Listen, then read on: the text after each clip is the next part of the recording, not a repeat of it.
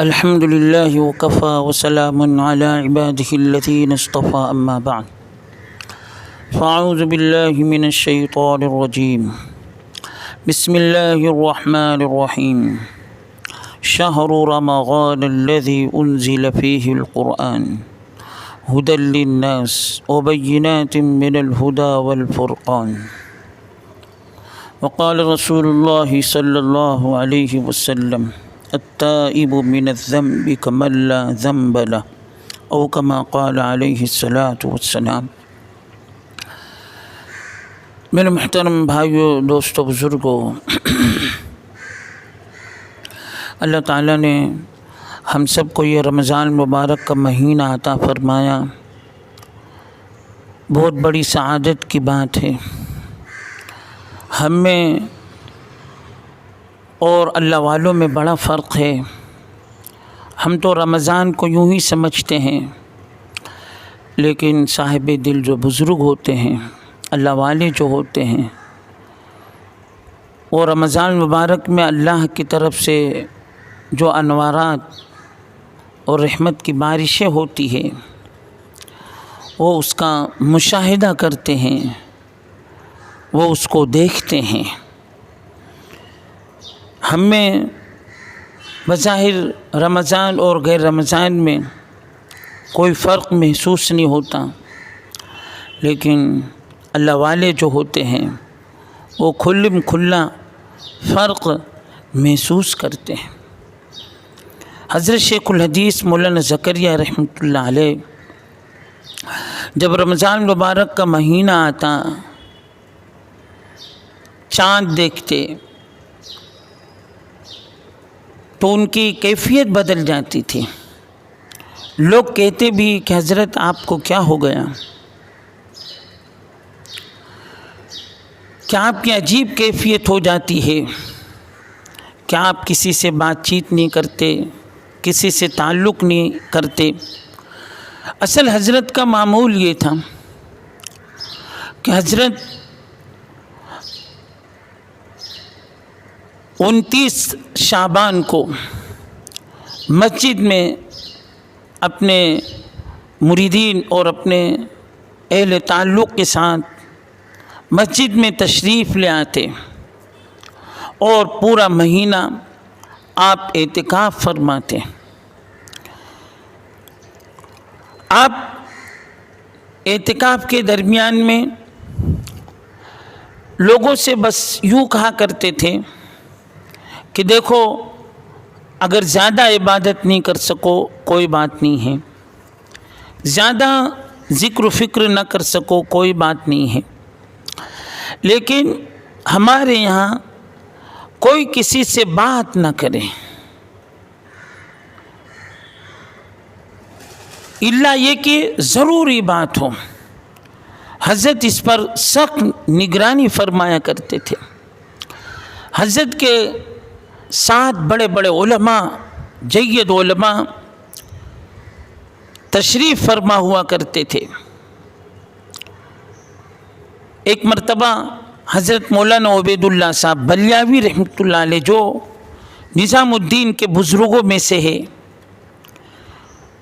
اللہ کی رحمت میں پہنچ گئے۔ مولانا عبید اللہ بلیاوی رحمۃ اللہ علیہ بہت بڑی شخصیت تھی۔ جیسے حضرت مولانا عمر صاحب پالن پوری رحمۃ اللہ علیہ فجر کے بعد بیان فرمایا کرتے تھے، مسلسل 2.5 گھنٹہ مجھے اس میں شرکت کرنے کا بہت مرتبہ موقع ملا، حضرت کے پاس رہنے کا بھی موقع ملا۔ یہ ایام میرے لیے بڑی سعادت کے تھے کہ حضرت کا بیان بھی میں لکھتا تھا، حضرت دیکھا بھی کرتے تھے، اور حضرت کو پانی بھی پلایا کرتا تھا، اور اگر لقمے کی ضرورت ہوتی تھی حضرت فرمایا کرتے تھے کہ لوگ بچپن میں حافظ ہوئے اور میں 55 میں حافظ ہوا۔ حضرت اتنی ساری مشغولی کے باوجود قرآن مجید کی تلاوت کیا کرتے تھے، اور کثرت قرآن مجید کی تلاوت کی وجہ سے اللہ تعالیٰ نے قرآن کی حفظ کی دولت سے مالا مال فرما دیا۔ حضرت بیان کے درمیان میں ذرا بھی قرآن کی آیت غلط پڑھنا پسند نہیں کرتے تھے، ذرا بھی زبر زیر یا آگے پیچھے حافظ کو بٹھایا کرتے تھے اور فوراً کہا کرتے تھے کہ جلدی سے لقمہ دے دیا کرو۔ اگر کوئی حافظ دیر کر دیتا تو اس کو کہتے تھے کہ رمضانی حافظ، تو مجھے بھی یہ سعادت حاصل ہوئی۔ کبھی کبھی بھول ہو جایا کرتی تھی تو حضرت فرمایا کرتے تھے کہ رمضانی حافظ۔ خیر، اس سے پہلے مولانا عبید اللہ صاحب بلیاوی رحمۃ اللہ علیہ نظام الدین مرکز پر فجر کے بعد بیان فرمایا کرتے تھے، اور رمضان مبارک کا مہینہ حضرت شیخ الحدیث صاحب مولانا زکریا رحمۃ اللہ علیہ ان کے پاس رہا کرتے تھے، تو حضرت کے قریبی رشتہ دار آ گئے کچھ بات چیت کرنے کے لیے، پھر بھی حضرت نے منع فرما دیا کہ ہمارا یہ اصول ہے کہ یہاں پر کوئی بات چیت نہ کرے، بس خاموشی سے اللہ کی عبادت میں مشغول لیں۔ ہمارے یہاں چاہے ہم لوگ مسجد میں ہوتے ہیں، چاہے اعتکاف میں ہوتے ہیں، بس بات چیت کرنے کا سلسلہ ہم شروع کر دیتے ہیں، تو ہمارا رمضان مبارک کا مہینہ باتوں میں نکل جاتا ہے، اور آپس کی بات چیت ایسی ہوتی ہے کہ بظاہر یہ دین کی بات سے شروع ہوتی ہے، لیکن نتیجہ غیبت میں، چغل خوری میں، ایک دوسرے کے پیٹھ پیچھے برائی کرنے میں، اسی میں یہ ہمارا وقت نکل جاتا ہے۔ اس لیے اپنے اوقات کی حفاظت ہمیں کرنا ہے۔ رمضان مبارک بہت تیز رفتاری کے ساتھ گزر رہا ہے، گزر جائے گا۔ اس کو ایام معدودات کہا گیا ہے کہ یہ چند دن کے ہوتے ہیں۔ دیکھو، ابھی ہم لوگ انتظار میں تھے کہ رمضان آ رہا ہے، رمضان آ رہا ہے، اور ہوتے ہوتے رمضان مبارک کا پہلا عشرہ گزر چکا رحمت والا، اب دوسرا عشرہ مغفرت والا یہ شروع ہو چکا ہے، یہ بھی جلدی سے ختم ہو جائے گا۔ اہل قدر اگر اس کی قدر کریں گے تو پھر سعادت حاصل ہو جائے گی۔ اس لیے ان لمحات کی ہم قدر کریں اور اپنے اوقات کو ہم قیمتی بنائیں۔ رمضان مبارک کا مہینہ ایسا مہینہ ہے کہ اس میں اگر آدمی کوشش کرے، جد و جہد کرے، تو اللہ کی معرفت حاصل کر لے گا، اللہ کا تعلق حاصل کر لے گا، اللہ کا قرب حاصل کر لے گا۔ اس لیے رمضان مبارک میں جو خاص خاص اعمال ہیں ان کو خوب توجہ اور دھیان کے ساتھ کرتے رہنا چاہیے۔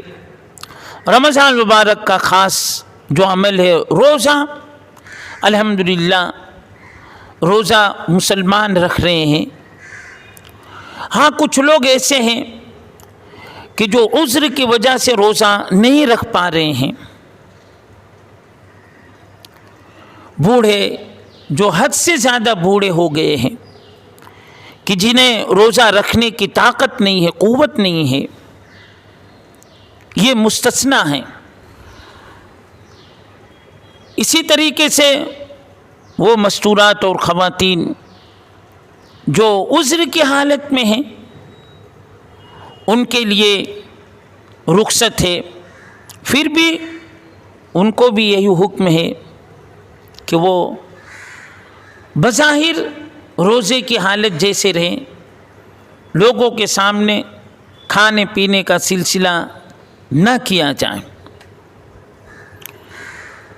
مستورات اور خواتین جو عذر کی حالت میں ہوتی ہیں ان کے لیے بعد میں یہ روزہ رکھنا ضروری ہے. فدیہ دینے سے نہیں کام چلے گا. بعض مرتبہ لوگ صحت مند ہوتے ہیں، اچھے خاصے صحت مند ہوتے ہیں، اور پھر یوں سمجھتے ہیں کہ ہم فدیہ دے دیں گے.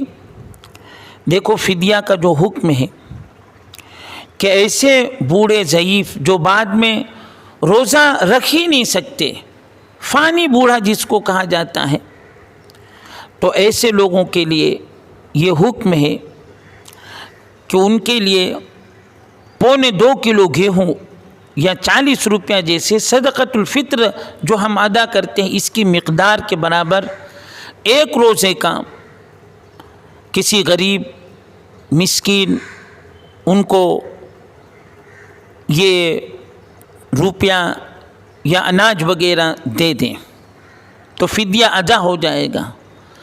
باقی ایسے مستورات جو عذر کی حالت میں ہیں ان کے لیے بعد میں روزہ رکھنا قضا کر کے ضروری ہے.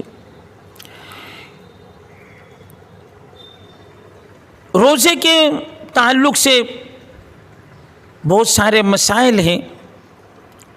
ان مسائل کو بہشتی زیور میں حضرت نے ترتیب دے دیا ہے، اس کو مطالعہ کرنا چاہیے، اس کو پڑھتے رہنا چاہیے کہ روزے کے کیا کیا مسائل ہیں.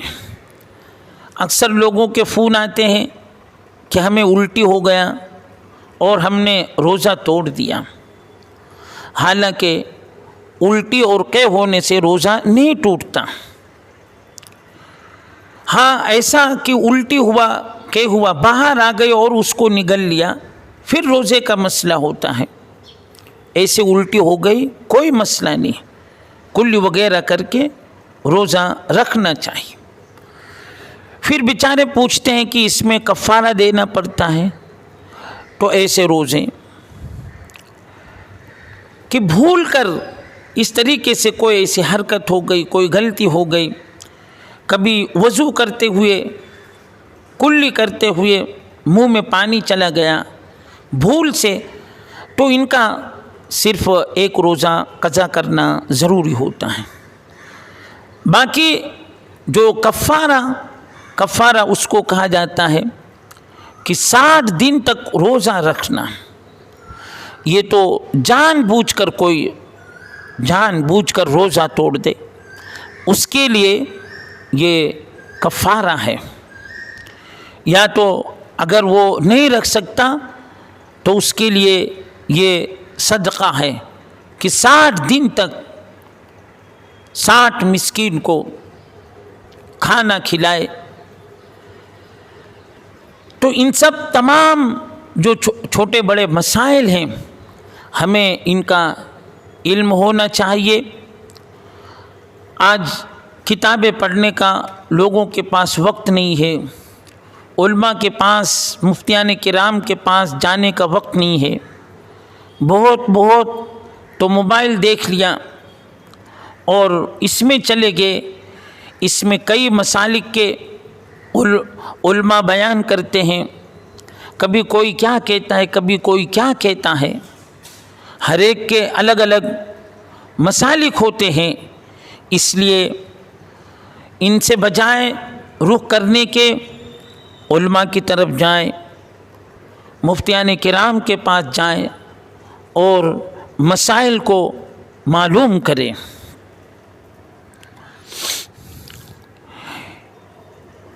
ابھی رمضان مبارک کا مہینہ یہ جو چل رہا ہے اس میں عام طور سے لوگ صدقۃ الفطر ادا کرتے ہیں. صدقۃ الفطر یہ بھی جو صاحب نصاب ہیں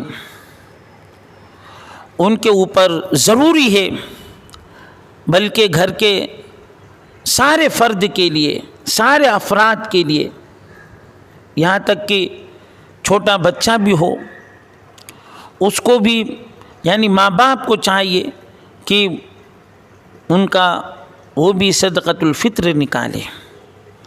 ہاں بالغ اولاد ان کو چاہیے کہ وہ خود اس طریقے سے صدقۃ الفطر ادا کریں، ورنہ نابالغ اولاد کے لیے ماں باپ کو ان کا صدقۃ الفطر نکالنا ضروری ہوتا ہے۔ یہ صدقۃ الفطر عید کی نماز سے پہلے نکال دینا چاہیے۔ فرمایا کہ جب صدقۃ الفطر نہیں نکالا جاتا تب تک روزہ نماز یہ معلق رہتا ہے، یہ اللہ تک نہیں پہنچتا۔ اس لیے جہاں تک ہو سکے صدقۃ الفطر جلدی نکالنے کی کوشش کریں۔ عام طور سے ہمارے گھروں پر جو لوگ مانگنے کے لیے آتے ہیں ڈھول باجے کے ساتھ، اس کے بجائے ہم غریب کو تلاش کریں۔ سائل جو ہوتے ہیں عام طور سے ان کا پیشہ ہوتا ہے مانگنا، اس کے بجائے اڑوس پڑوس میں محلے میں دیکھ لیں کہ کون مستحق ہے۔ بعض مرتبہ ایسا ہوتا ہے کہ لوگ شرماتے ہیں اور سوال نہیں کرتے، ایسوں کو ہمیں تلاش کر کے دینا چاہیے، اور زیادہ تحقیق بھی نہ کریں، بلکہ مفتی تقی عثمانی صاحب جو اس وقت کے بہت بڑے مفتیوں میں ان کا شمار ہے، حضرت مفتی تقی عثمانی صاحب دامت برکاتہم، ان کے والد محترم تھے مفتی شفیع رحمۃ اللہ علیہ، تو انہوں نے والد محترم سے سوال کیا کہ ابا جان، یہ جو لوگ آتے ہیں سائل بظاہر ایسا تو لگتے نہیں، یہ مستحق ہے یا نہیں، کیسے دیا جائیں؟ حضرت نے فرمایا کہ جو تمہارے پاس سائل بن کر آیا بظاہر دیکھ لو، اوپر سے اندر کا معاملہ اللہ سے رکھ لو۔ اگر تم زیادہ تحقیق کرو گے تو پھر اگر اللہ تعالیٰ بھی تمہارے بارے میں دیکھے کہ میرا بندہ یہ مستحق ہے یا نہیں ہے، اگر اللہ دیکھنے لگے تو پھر تم کو یہ نعمتیں کیسے ملے گی؟ اس لیے اگر کوئی اپنی ضرورت لے کر آتا ہے، ہمیں پتہ ہے کہ یہ پیسے کو غلط استعمال نہیں کرے گا، ناجائز استعمال نہیں کرے گا، تو پھر صدقہ یا اس طریقے سے جو بھی ہم مال نکالتے ہیں دے سکتے ہیں۔ تو ابھی صدقۃ الفطر نکالنے کی کوشش کریں۔ صدقۃ الفطر میں بھی ایک یہ ہے عام صدقۃ الفطر، اور ایک جو صاحب اور اللہ نے ان کو خوب مال دیا ہے، صاحب مال ہیں، تو ان کو چاہیے، کیونکہ آپ نے یہ بھی ارشاد فرمایا کہ 2.25 کلو گیہوں یا اس طریقے سے کھجور یا کشمش وغیرہ یہ بھی وزن کے حساب سے دینا چاہیے۔ تو جو صاحب مال ہیں وہ کبھی کھجور کا وزن کروا لیں، کبھی کشمش کا وزن کروا لیں، تو ہزاروں روپے کی مقدار تک پہنچتی ہے۔ اب جب ہم اتنا پیسہ کسی غریب کو دیں گے تو وہ بیچارہ اپنا کپڑا بنوا سکتا ہے، اپنی گھر کی ضروریات کو پورا کر سکتا ہے۔ کپڑے کے حساب سے فرمایا کہ جب تک غریب کپڑا پہنتا رہے گا اس کے بدن پر، تو اللہ تعالیٰ اس کو ثواب دیتے رہیں گے، اس لیے چاہیے ایسے موقع پر کہ غریب جہاں پر ہم اپنے بچوں کے لیے کپڑا سلاتے ہیں، ہمیں چاہیے کہ غریب جو ہے ان کے بچوں کا بھی ہم کپڑے کا نظم کریں۔ ہمارے اندر یہ جذبہ ہونا چاہیے، ہمارے اندر یہ نیت ہونی چاہیے۔ اسی طریقے سے مسائل کے اعتبار سے خاص طور سے مسلمان اسی مہینے میں زکوٰۃ ادا کرتے ہیں۔ حالانکہ ہم نے رمضان کو خاص طور سے متعین کر لیا، یہ مناسب نہیں، بلکہ ہمیں یہ اپنے بارے میں تحقیق کرنا چاہیے، معلوم کرنا چاہیے کہ میں کب مالدار بنا، جس میں کیونکہ مالدار آدمی کب بن جاتا ہے، جس کے پاس یہ نصاب تک پہنچ جائے تو وہ مالدار بن جاتا ہے، تو کبھی یہ اور مہینوں میں بھی یہ مالدار بن سکتا ہے۔ لیکن پھر بھی عام طور سے رمضان مبارک میں ہمارے مسلمان بھائی زکوٰۃ کو نکالتے ہیں، تو رمضان مبارک کے مہینے میں یہ جو زکوٰۃ نکالتے ہیں، اس میں ہمیں پہلے سب ترتیب سے حساب کر لینا چاہیے۔ زکوٰۃ یہ فرائض اسلامیہ میں سے ایک فریضہ ہے۔ قرآن پاک میں جگہ جگہ نماز کے ساتھ اس کو بھی ادا کرنے کا تاکید کے ساتھ حکم دیا ہے۔ وَأَقِیمُوا الصَّلَاةَ وَآتُوا الزَّکَاةَ یُقِیمُونَ الصَّلَاةَ وَیُؤْتُونَ الزَّکَاةَ، نماز قائم کرو، زکوٰۃ ادا کرو۔ زکوٰۃ عربی زبان کا لفظ ہے جس کا ترجمہ بڑھنا اور پاک ہونا ہوتا ہے۔ چونکہ زکوٰۃ کی نیت سے اپنے مال کی مقدار میں سے 2.5% نکالنا دوسرے مال سے زیادہ اور بڑھوتری کا اور بقیہ مال کی پاکیزگی کا ذریعہ بھی بنتا ہے، اس لیے اس کو زکوٰۃ کا نام دیا گیا۔ زکوٰۃ کے سلسلے میں کچھ بنیادی مسائل ہیں۔ ان میں سے ایک یہ ہے کہ ہر آدمی پر زکوٰۃ فرض نہیں۔ نماز اور روزے کا معاملہ تو ایسا ہے، جو بھی بالغ ہو، چاہے مرد ہو یا عورت، امیر ہو یا فقیر، مسافر ہو یا مقیم، اس پر نماز اور روزہ فرض ہے۔ لیکن زکوٰۃ کے سلسلے میں شریعت کی طرف سے ایک مقدار متعین کی گئی ہے جس کو نصاب کہتے ہیں، کہ وہ مخصوص آدمی جو مخصوص مقدار کا مخصوص زمانے تک مالک بنے تبھی اس پر زکوٰۃ فرض ہوگی، ورنہ نہیں۔ پھر نصاب میں بھی شریعت نے بتلایا کہ کون سے مال میں زکوٰۃ فرض ہوگی، ہر طرح کے مال میں زکوٰۃ فرض نہیں۔ پھر کب فرض ہوگی وہ بھی بتلایا۔ چنانچہ غنی یعنی مالدار پر زکوٰۃ فرض ہوتی ہے، اور اس پر بھی زکوٰۃ فرض ہونے کا ایک نصاب بتلایا گیا کہ اگر چاندی ہو تو اس زمانے کے حساب سے 200 درہم ہو، اور 200 درہم کی مقدار ہمارے پرانے وزن کے اعتبار سے 52.5 تولہ ہوتی ہے، نئے وزن کے اعتبار سے 35,612 گرام ہوتی ہے، اور اگر سونا ہو تو قدیم زمانے کے حساب سے 20 مثقال ہوتا ہے، اور ایک مثقال 4.5 ماشا کا ہوا کرتا تھا، لہذا 20 مثقال ہمارے پرانے وزن کے حساب سے 7.5 تولہ ہوتا ہے۔ دیکھو تولہ کا لفظ آج کل بھی بولا جاتا ہے، اور آج کل 10 گرام کو تولہ کہتے ہیں، لیکن زکوٰۃ کے نصاب میں یہ وزن مراد نہیں ہے۔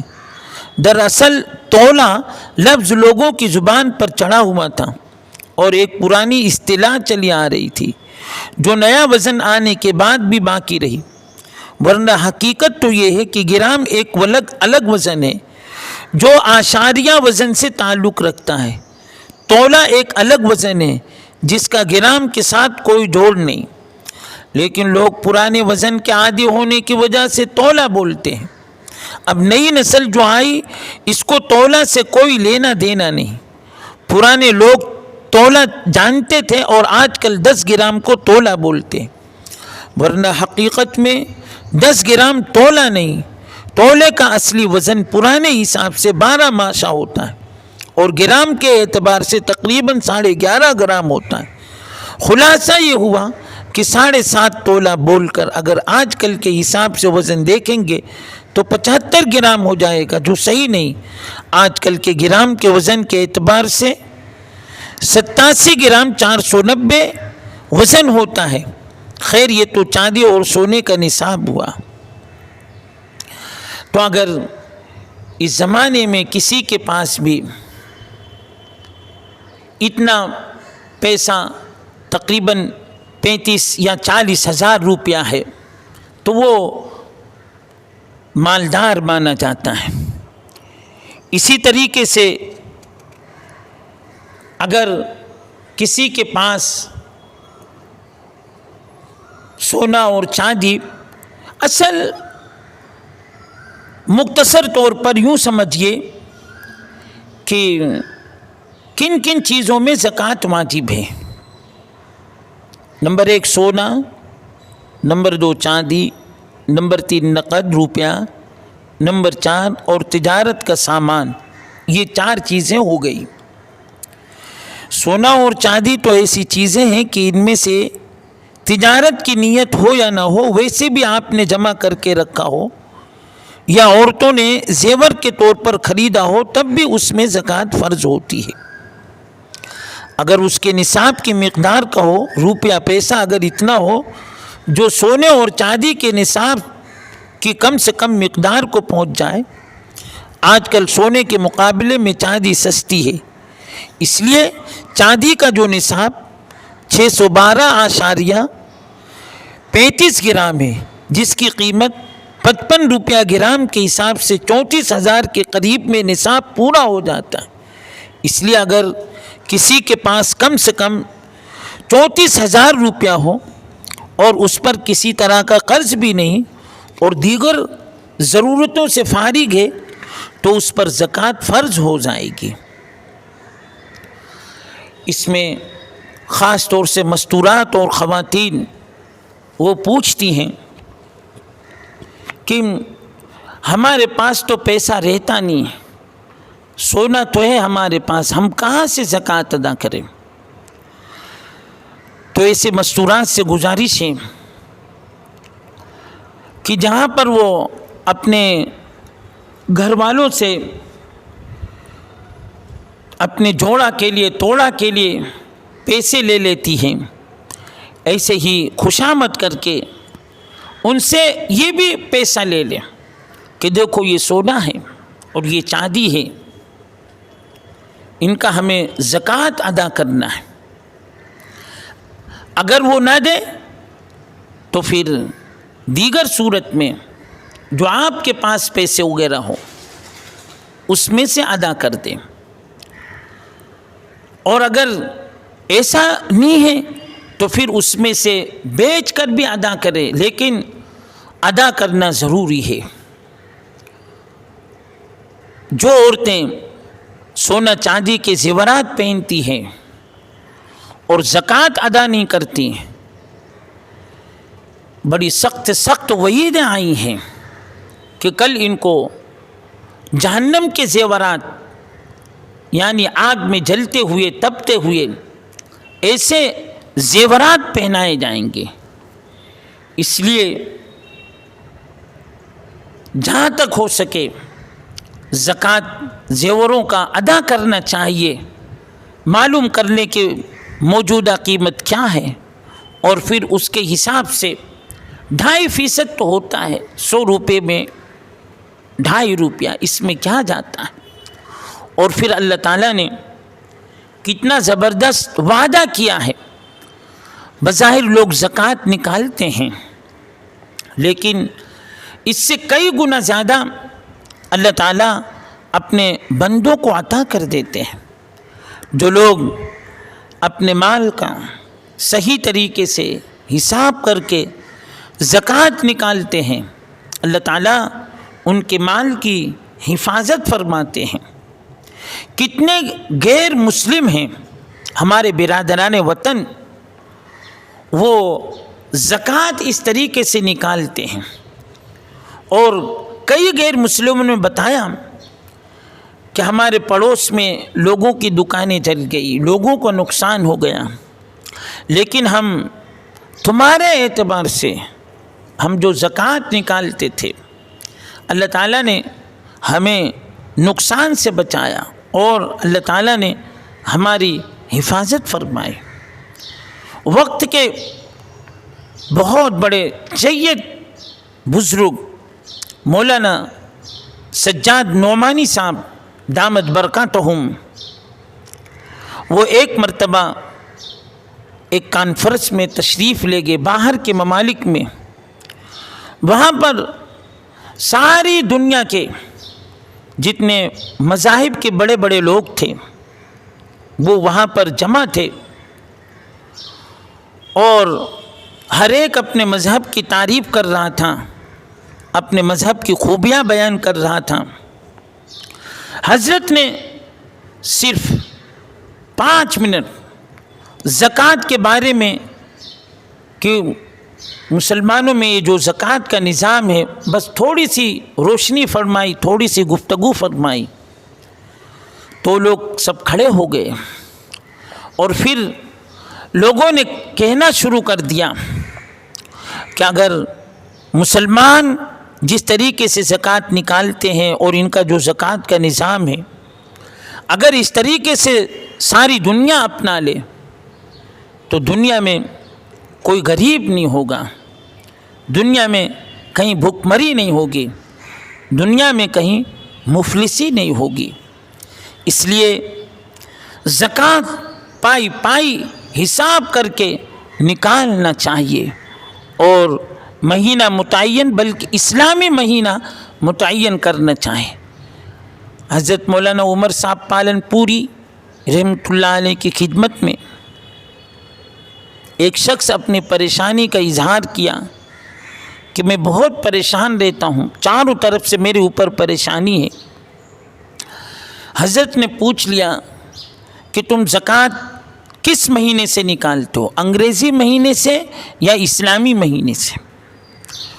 تو انہوں نے فرمایا کہ انگریزی مہینے سے، اس میں کچھ دن کم ہو جاتے ہیں۔ حضرت نے فرمایا کہ تمہارا زکوٰۃ صحیح نہیں نکلتا، آگے پیچھے ہو جاتا ہے، اس لیے تمہارے اوپر پریشانی آ رہی ہے، اس لیے تمہارے اوپر مصیبت آ رہی ہے۔ تم زکوٰۃ صحیح طریقے سے نکالو تو اللہ تعالیٰ تمہاری پریشانی کو، اللہ تعالیٰ تمہاری تکلیف کو دور کر دیں گے۔ چنانچہ وہ صاحب اس طریقے سے پھر سے حساب کر کے زکوٰۃ نکالنا شروع کر دیا، تو اللہ تعالیٰ نے ان کی تکالیف کو اور ان کی مصیبتوں کو اللہ تعالیٰ نے دور فرما دیا۔ زکوٰۃ کا جو دوسرا طریقہ بتایا کہ تجارت وغیرہ، اب اس کے بہت سارے مسائل ہیں تجارت کے، کہ کس طریقے سے اللہ تعالیٰ نے ہم کو جو مال عطا فرمایا، اب کس طریقے سے زکوٰۃ ادا کریں۔ اس کے لیے حساب کر لیں کہ ہمارے پاس کتنا پیسہ ہے، کتنا نقد ہے، اور اس میں یہ بھی نہ دیکھے کہ ابھی یہ مال آیا، ہم جن تاریخوں میں زکوٰۃ کو نکالتے ہیں، اگر اس سے ایک دن پہلے بھی ہمارے پاس مال آ گیا، ایک دن پہلے بھی، تو پھر صاحب نصاب میں سے رہیں گے، اس کا بھی ہمیں زکوٰۃ نکالنا پڑے گا، تو تجارت کی شکل بنا لے اور پھر حساب کتاب کر کے زکوٰۃ نکالنے کا فکر کریں، کوشش کریں۔ اسی طریقے سے کچھ پلاٹ ہوتے ہیں، کچھ زمینیں ہوتی ہیں، ایک ایسی زمین جو ہم نے صرف بغرض تجارت کے لیے رکھا ہے، تو پھر اس کا بھی زکوٰۃ نکالنا پڑتا ہے۔ ہاں، وہ زمین، وہ پلاٹ جو ہم نے صرف اپنا مکان بنانے کے لیے، اور کوئی نہیں اپنا مکان بنائیں گے، تو اس پر اس طریقے سے زکوٰۃ نہیں ہے۔ وقتاً فوقتاً انشاءاللہ یہ مسائل بیان ہوتے رہیں گے۔ اب یہ رمضان مبارک کا مہینہ ہے، بظاہر لوگ بڑے غم میں ہیں، بڑے صدمے میں ہیں کہ کیسے وقت میں یہ رمضان مبارک کا مہینہ آیا۔ ایک وقت تھا ہماری مساجد آباد رہا کرتی تھی، ہم لوگ بھی تراویح پڑھا رہے ہیں، کبھی کبھی خیال آتا ہے کہ کیسا وقت آ گیا کہ ایک وقت ہماری پوری مسجد بھری رہا کرتی تھی، آج ہم چند افراد تراویح کی نماز ادا کر رہے ہیں، فرض نماز کو ادا کر رہے ہیں۔ ایک وقت تھا ہم افطاری پوری مسجد والوں کے ساتھ کیا کرتے تھے، آج 2-4 لوگ افطاری کر رہے ہیں۔ بظاہر غم اور صدمہ رہتا ہے، لیکن یہ کچھ اللہ کی مصلحت ہے۔ انشاءاللہ اگر اس طریقے سے ہم رمضان مبارک میں عبادت میں مشغول رہیں گے تو اللہ تعالیٰ جلد از جلد وہ دن ضرور دکھائیں گے۔ ابھی میں خطبہ سن رہا تھا اور بیان حضرت قاری عبدالرحمن سدیس جو حرم کے امام ہیں، وہ مسلمانوں کو ڈھارس دے رہے تھے، تسلی دے رہے تھے کہ دیکھو اللہ نے حرم کو کھول دیا، اس وقت حرم میں نمازیں ہو رہی ہے، تراویح ہو رہی ہے، طواف ہو رہے ہیں۔ حضرت نے فرمایا کہ انشاءاللہ تھوڑے دنوں میں اللہ تعالیٰ پوری دنیا کے مساجد کو اللہ تعالیٰ کھول دیں گے، جیسے پڑوس کے ملک کے مساجد کھلی ہوئی ہیں، وہاں پر الحمدللہ نماز تراویح وغیرہ سب ادا ہو رہی ہے۔ اس طریقے سے اللہ تعالیٰ ہمارے اس ملک کو بھی نوازیں گے اور ہماری مساجد انشاءاللہ کھل جائے گی۔ ابھی لوگ بار بار فون کرتے ہیں کہ ہمیں مسجد میں آنے دو، ہمیں اعتکاف کی اجازت دو۔ یہ ایک تڑپ اللہ تعالیٰ نے پیدا فرما دیا کہ لوگ مسجدوں میں آنے کے لیے ترس رہے ہیں۔